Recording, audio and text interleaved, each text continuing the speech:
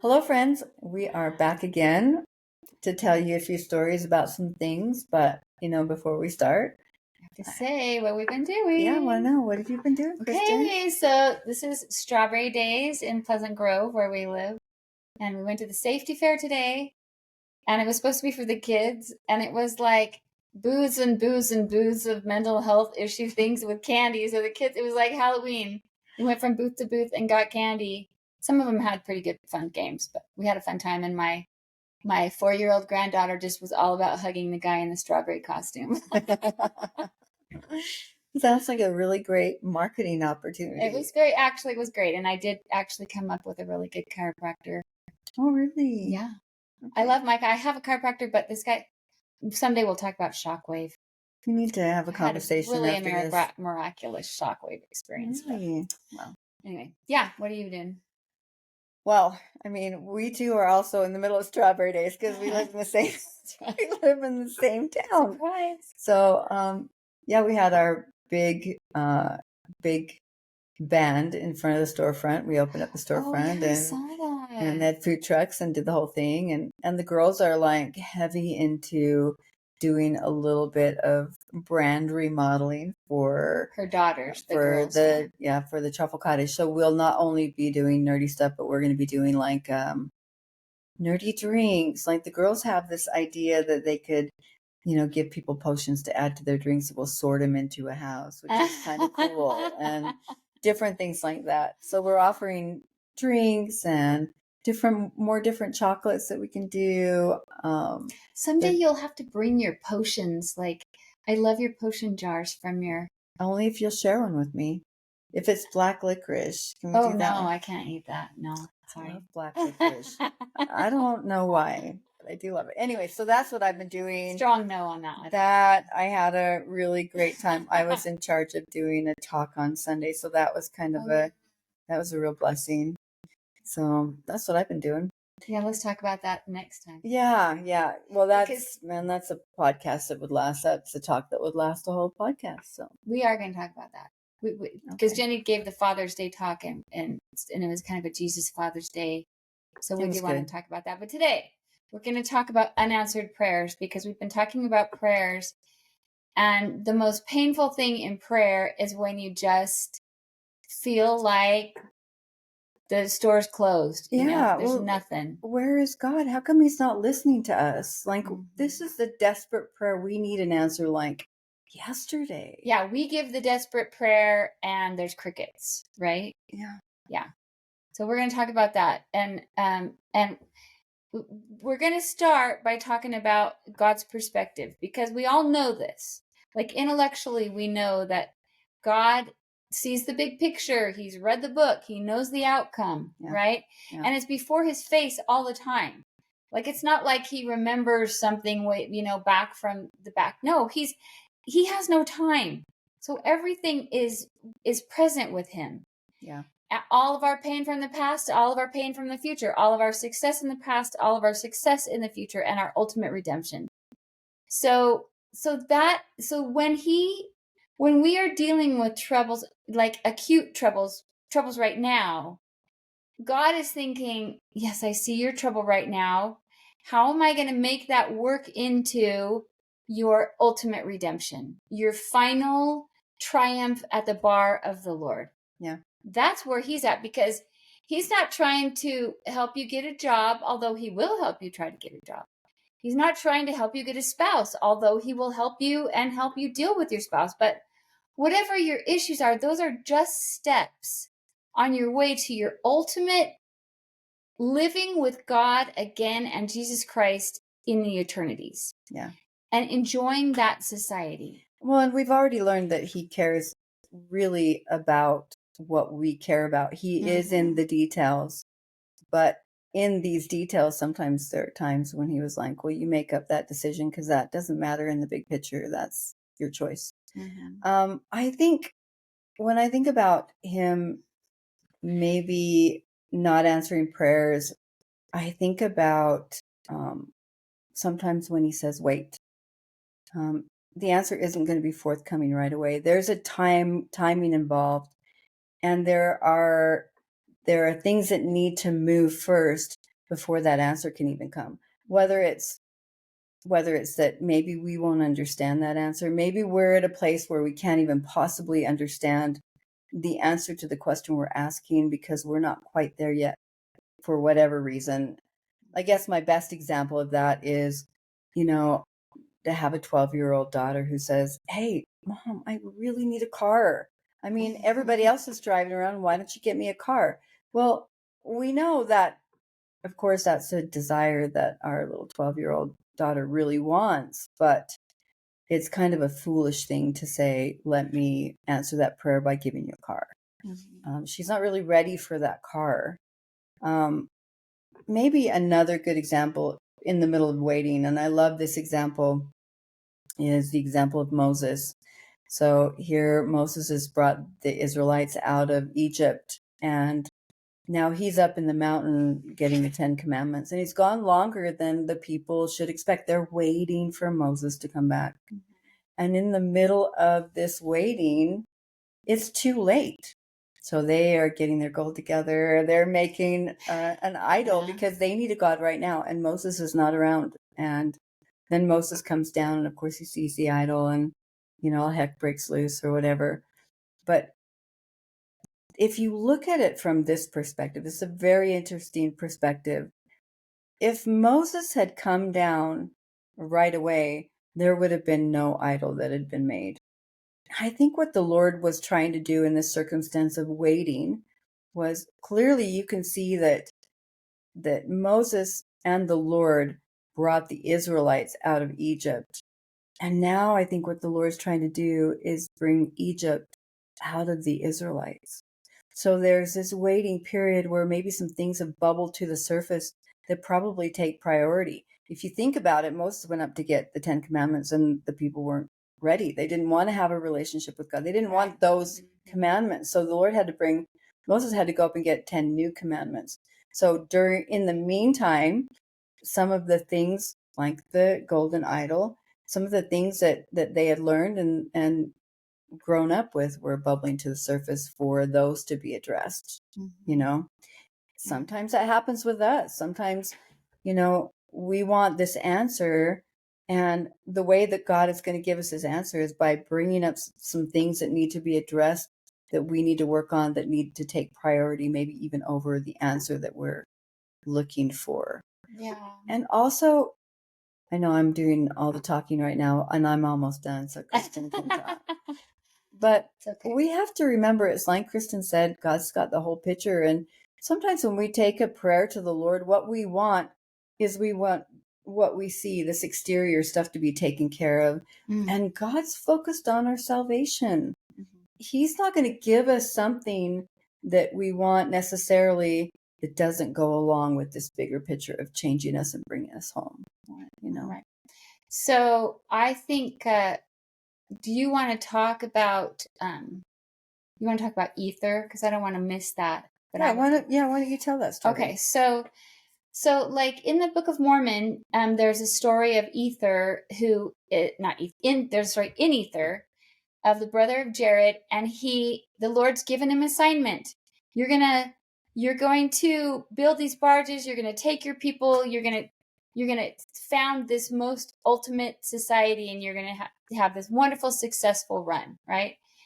And he's like, okay, build the boats. So great. We got all of our boats, and there's no light and no air. And I just think it's so interesting how the Lord's like, oh, you didn't have any air? Okay, make this hole, do this thing. If the ship goes upside down, you'll have, he totally gives him every detail, explains exactly how it's going to work with the air. And then says nothing.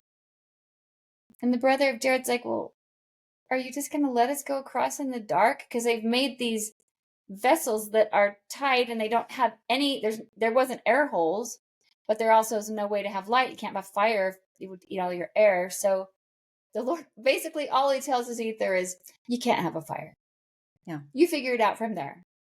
And he's asking Ether, not Ether, I keep saying that, the brother of Jared, to think beyond the mortal box, right? He's like, you have to think of something that is not a mortal thing. because Ether's like, well, we can have these stones. If you touch them, they'll glow.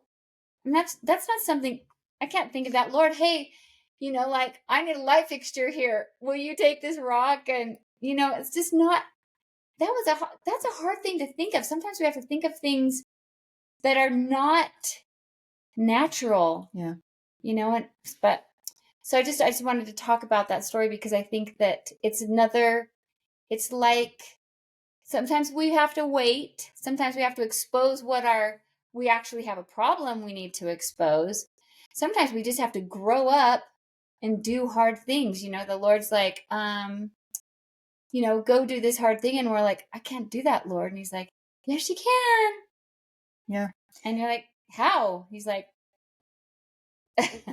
well, and if you follow along on the prayer topics we've talked about the last 2 podcasts, you'll see that the ultimate goal in this constant communication with God is to build a relationship with him. Mm-hmm. And so it's really hard to build a relationship with a God that we don't feel like even answers our prayers, but we do eventually, based on perception, we're our perspective. We can either sit back and say he never answers prayers. Well, God doesn't do that. Or we can say we do have a God that does answer prayers. It might not be in the time. It might not be in the place. It might not even be the way that we want it to be answered, but he's very well aware of us. And he will answer as best he can in the circumstance, Right. And, I think we should break, Jenny. I think we should finish talking about perspective and then do another video about because we're going to talk about, so sometimes we have to wait, which is the crickets, and we're just frustrated and we're not getting anything, because either the Lord's got something percolating. He's either trying to purge us of something, or he's trying to let us grow into what we have to do. I just lost my train of thought. Okay. But basically what we're trying to say is, sometimes the Lord wants something for you that's better than what you want for yourself. Yeah. So when you're not getting the answer that you want, you really have to say to myself, can I just trust the Lord that this horrible thing that he's either asked me to do or that I'm facing, and he's not helping me get out of it. It feels like it. Like, we know he's helping. He will be helping you get out of it, but he might be helping you get out of it by letting you carry the load and becoming capable. This brings to mind the Book of Mormon story of that we didn't talk about, but just came to mind. When Alma's people have left the city of Nephi, and they go out and they escape from King Noah. Remember that story? Mm-hmm. And they make their own little society, and they're just living righteous, and they're being so good, and it's all good. And then their enemies, the Lamanites, come and find their town, and they're too small to defend themselves against these enemies. And so they get taken captive and they get made into slaves. And the Lord's like, well, let's just see how you do. Yeah, I would be on my knees saying, Lord, why are you having me suffer through this? And I think a lot of our prayers are that, we don't like suffering. We see, the woman who loses her job, who's so frustrated because she felt like it was a perfect job for her, and her prayer is, Lord, why would you take away such a good thing? And then a few years later, she's got a better job, is closer to her new house that she just bought. Her life couldn't be better. It's this mix and match of, what we think versus the bigger picture of what God thinks, and sometimes we don't even see until much later that he was aware of the prayers that we were praying. He just went about it a different way than what we thought he probably should. Well, and because you're looking at the next step, or maybe the next 2 steps, and he's looking at the next 100 steps. Yeah. And so sometimes the next 2 steps, if you take that second step that you think is so obvious, the Lord's like, that's not actually going to put you where I want you or where I can use you. Like, I really actually need you to do something. And if I make this easy, if I just bless you with this car or bless you with this, whatever you want, you're not going to grow, you're not going to stretch, and then I won't be able to use you at step 57 or step 98 even, So this is the trust game. This is the nesty plunge we're talking about. Do you trust me? Can you wait?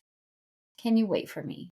Yeah. So let's stop and then we'll come back because we want to also talk about prayers where, and it's all kind of related, but when you pray the prayer and you don't get what you want, that's your desperate prayer, you don't get what you want, or you get something that you desperately don't want.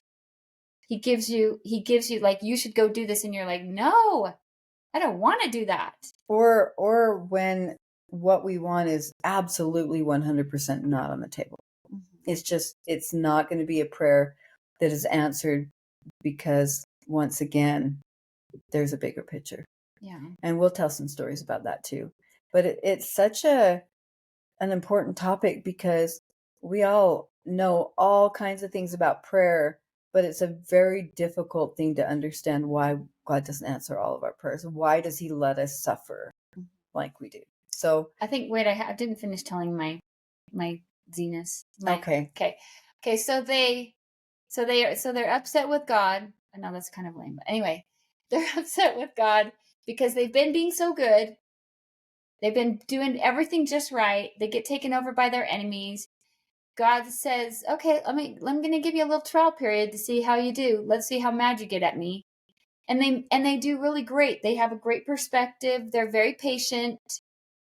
And the Lord's like, okay, I'm going to help you deal with all these burdens you've been having to carry and do all the things.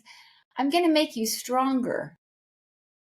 Like, the solution isn't, I'm going to take you out. Not yet. Well, and I think their prayer was, Lord, help get us out of bondage. Mm-hmm. That was their exact prayer. And then what he said was, let me carry your burdens for you. Yeah. Okay. So when I think about this is a big deal for me. Can you tell? He doesn't say, I'm going to carry your burdens for you. He says your burdens are going to get lighter. So what did he do? I don't know if he superpowered them to be stronger themselves, or if they became stronger by carrying those burdens, and then it wasn't so hard. Or maybe emotionally those burdens, kind of went away. Or maybe God acknowledged them. I see you're struggling, and I make it easier for you. So then it was emotionally easier. Yeah. I don't know, but there's so many ways that God makes things easier for us without, when we don't get taken out of the problem. Yeah. I mean, I so many times, finances have been a big deal. And I remember when my kids were little and, I'd married Paul and it was a real financial struggle. And one time I went to the Lord and I said, I don't know if I can keep doing this. I don't know if we're going to even be able to pay our bills this month.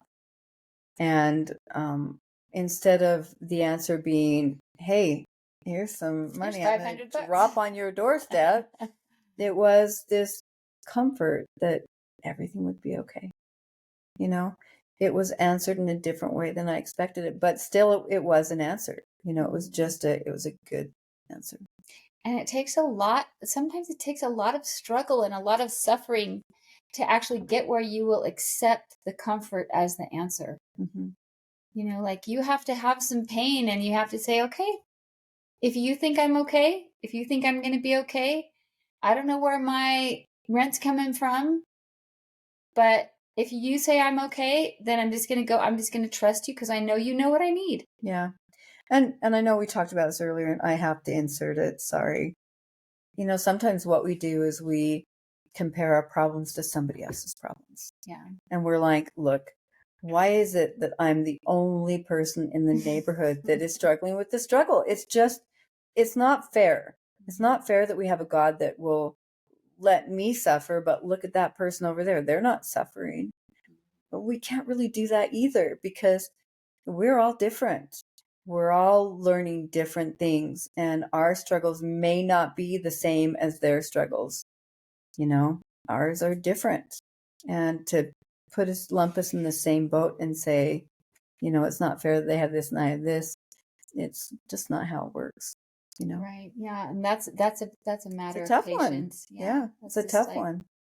because we really can't see, but if we trust that God sees everything, he sees Joe's problems, he sees Mary's problems, he sees my problems and your problems, and he's like, just orchestrating everything so that we come up with the knowledge that we need to go back and live with him and be ready. Yeah.